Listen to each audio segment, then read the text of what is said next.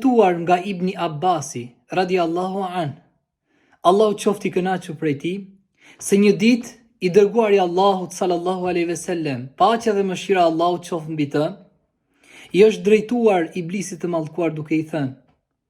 cilët janë ata persona të cilët i konsideron si miq prej popullit tim, prej ummetit tim?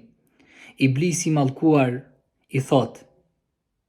janë 10 klasë njerëzish të cilët i konsideroj si miq. Ata janë pushtetari mizor, poseduesi mendje madhësisë,